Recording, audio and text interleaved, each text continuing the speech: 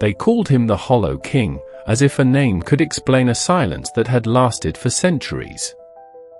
In the markets of the sunlit south, mothers lifted their children away from any shadowed doorway and whispered old warnings, "Do not speak his name after dusk." In the northern passes, travelers tied silver bells to their packs, not because bells truly protected them, but because fear liked the sound of rituals. Even the priests, who preached mercy like bread, spoke of King Vaelor with careful mouths, as if compassion might invite him. No one agreed on what he had done. They only agreed that he had endured. And so the world built a story around him, a vampire king seated on a throne of black stone, smiling at storms, waiting patiently for the moment to take what he wanted. What the world never built was the other story, the one that was quiet enough to be missed. I first saw him on the night Queen Liora arrived at Nightmere Keep. She came in a modest carriage, with only 2 torches burning and a wind that would not settle. I remember her hands most, ungloved, red from the cold, fingers curled around a small leather book she carried like a heart. She was not trembling. That was the strange part. The road behind her held 1,000 reasons to tremble, yet she stepped down as if she had been expected. The gate opened without a sound. In the courtyard, the stones seemed to drink the moonlight, making it hard to tell where the ground ended and the dark began. Servants moved like careful thoughts, never rushing, never speaking over one another. And then he appeared. King Vaelor did not sweep in, as stories promised. He walked as if trying not to disturb anyone. He wore no crown. His hair was pale as winter ash, tied simply at the nape of his neck. His face looked carved from patience, handsome, yes, but in the way a cathedral is handsome, built to endure, not to charm. His eyes were a deep grey that did not glitter with hunger, only attention. Queen Liora bowed with the courtesy of a ruler addressing another ruler. "My lord," she said. "You are late," he replied. It was not cruel, not loud, just a statement placed between them like a closed door. His gaze moved once, briefly, to the book in her hands. Then away. The queen smiled faintly, as if she'd expected that tone. "The roads were difficult." "They will always be difficult," he said. "That is why I offered you shelter." Offered. Not demanded. The word felt out of place in the mouth of a monster. The rumors had told us she'd been forced into this marriage to buy peace. The truth was quieter. After 3 seasons of famine and border sickness, the council of her daylight kingdom had chosen a bargain they could stomach only by calling it a sacrifice. Send the young queen to the feared king. Receive grain from his night-grown stores, safe passage for their caravans, and an end to the raids of desperate men pretending they were wolves. They told the people she was brave. They told themselves she was expendable. And King Vaelor, if the stories were correct, would enjoy the trade. Yet when he led her into the keep, he kept half a step behind, as though he feared stepping on the edge of her shadow. In the days that followed, the court waited for proof of his cruelty like farmers waiting for rain. They watched for a snap temper, a public humiliation, a punishment to make everyone understand the cost of displeasing him. None came. What came instead were small oddities, the kind you might not notice if you were busy feeding fear. On her first morning, Queen Liora found a shawl laid over the back of her chair, soft wool, the color of early dawn. No one admitted to placing it. When she asked, the servants only said, "The keep does not like its guests to shiver." On the second night, she woke from a dream, one of those dreams that leaves your heart running even after your eyes open, and there was a lamp already lit beside her bed, though she had not rung for anyone.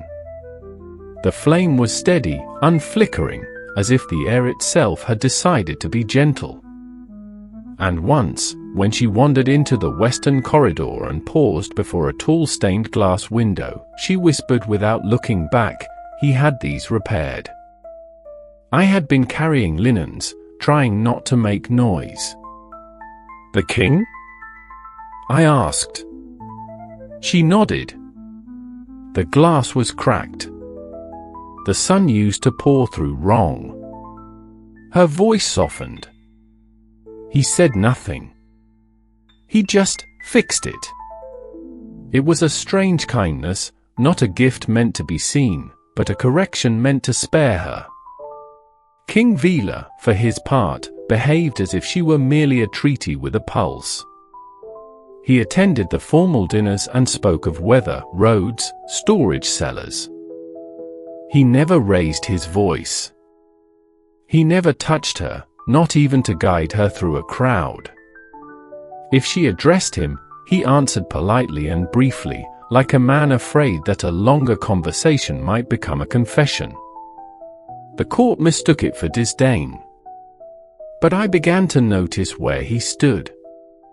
At gatherings, he placed himself near the doors, not as a ruler demanding attention, but as a guard who wanted to be the first to meet whatever entered. When visitors arrived from the south, his gaze lingered on their hands and belts, on the places a weapon might hide beneath silk. If Queen Liora walked too near the edge of a balcony, he moved, not quickly, not dramatically, just enough to be there, a quiet presence between her and the drop. One afternoon, a messenger brought news that a fever had broken out along the river villages. The Council of the South had written to the Queen, pleading for aid that sounded too late. Queen Liora sat in the library, letter trembling slightly in her grasp. "They will blame me," she said, "not to anyone in particular. They sent me away and still they will blame me for leaving." The shadows in the room seemed to thicken, and I realized King Vaelor had entered without a sound. He paused a respectful distance away. "You can send medicine," she said, lifting her chin. "You have stores. Herbs. Anything." "There are no herbs that will mend what that river carries," he replied, and the calmness of his voice nearly broke her. "But there are other ways." She looked up sharply. "What ways?" He hesitated. In that small hesitation, something human surfaced, something like reluctance. "Open the eastern granaries," he said at last. "Send the cleanest barrels." And he looked toward the window, where the day pressed itself against the glass like a question. "Tell them to burn juniper at dusk. It won't cure the fever. It will keep their lungs from tightening in the night. It will buy them time." Queen Liora blinked. "How do you know that?" King Vaelor's expression did not change. "I have listened for a long time." After he left, orders were written and sealed. Wagons rolled out at twilight with food and clean cloth and careful instructions. In the villages, they would say the Queen had persuaded the monster to be merciful. No one would say the monster had been merciful first. The next kindness came disguised as coldness. A month into her stay, a delegation arrived, nobles from the south with faces polished into smiles. They bowed too low, spoke too sweetly, and never once looked directly at Queen Liora unless someone else did first. King Vaelor listened as they praised the peace and spoke of new arrangements. Their words were wrapped in velvet, but the meaning inside was sharp. They intended to limit the Queen's authority, to keep her in Nightmere as a symbol while the council ruled without her. Queen Liora sat very still through it all, her hands folded, her knuckles white beneath her sleeves. When King Vaelor finally spoke, he did not defend her with tenderness. He defended her with law. "You will address her as queen," he said, voice mild as mist. "You will send correspondence through her seal, not around it. And you will remember that the treaty you celebrate is written in her name. If you diminish her, you diminish your own signature."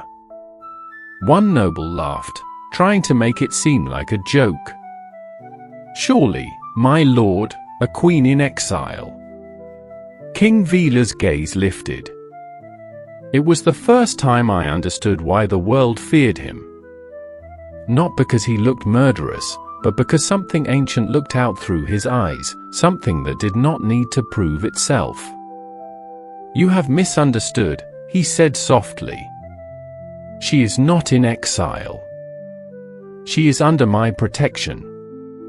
The room went so quiet that even the hearth seemed to listen. After the delegation left, Queen Liora remained seated, as if standing might spill whatever she was holding inside. She waited until the doors closed. "You didn't have to do that," she said. King Vaelor did not come closer. "Yes," he replied, "I did." She studied him for a long moment, then asked the question that had lived behind her calm since the first night. "Why do you pretend you don't care?" For the first time, his composure cracked, not with anger, but with something like grief that had been kept too long in a closed hand. "Because if I cared," he said, "they would use it to hurt you." The words fell between them, simple and heavy. He turned away as if ashamed of having dropped them at all. That winter, the snow came early. The keep's courtyards filled with white silence, and Queen Liora took to walking the battlements at dusk. She liked the hour when the sun was gone, but the night had not fully claimed the sky, a border time, neither one thing nor another. One evening, I watched from a window as she stood alone, her shawl pulled tight. The wind toyed with her hair, and for a moment she looked very young. Then I saw a second figure emerge from the stairwell. King Vaelor stopped several paces behind her.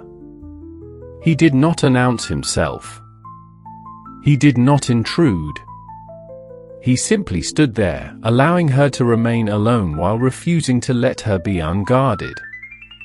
The snow fell in slow, thoughtful flakes. At last Queen Liora spoke without turning. "If you wanted to frighten me," she said, "you would do it better." "I don't want to frighten you," he answered. She turned then, her face calm, her eyes bright in the pale dusk. "The world says you fear no one." He looked past her, toward the fields beyond the keep, where distant lanterns marked the road to the river villages. "The world says many things," he murmured. "And what do you fear?" she asked. His gaze returned to her, and something unguarded moved there, soft as a breath. "I fear," he said carefully, "that you will believe the story they wrote for me." Queen Liora's expression changed, not into pity, not into romance, but into recognition. As if she had been waiting for him to speak one honest sentence, and could finally set down something heavy. "I don't," she said. "Not anymore." King Vaelor's shoulders eased, just slightly, the way a man relaxes when he realizes he has been holding a door shut against a storm for too long. In the weeks after, nothing dramatic happened. No grand declaration, no sweeping vow. Their lives did not turn into a song. Instead, the days softened. Queen Liora began to sit at the long table with the stewards and decide where grain should go. King Vaelor did not hover beside her like an owner, he listened from the edge of the room like a guard who trusted her to lead. When disputes arose, he let her speak first. When she made choices that would cost him coin or comfort, he did not contradict her. He simply adjusted the keep's ledgers and moved on, as if sacrifice were just another form of housekeeping. Once, I heard her laugh in the corridor, quiet, surprised, as though she had forgotten the sound belonged to her. When she saw me, she did not look embarrassed. He told me, she said softly, that the roses in the south used to bloom even in late autumn, if you sheltered them from harsh wind. I waited, unsure what to do with such an ordinary sentence. He remembers, she continued, eyes shining. He pretends he doesn't, but he remembers everything that is gentle. Spring returned slowly, like a cautious apology. The river villages sent word, the fever had passed. The south's caravans traveled without attack. In the markets, the old warnings still existed, but they began to share space with other whispers. Some said the Hollow King had grown bored of cruelty.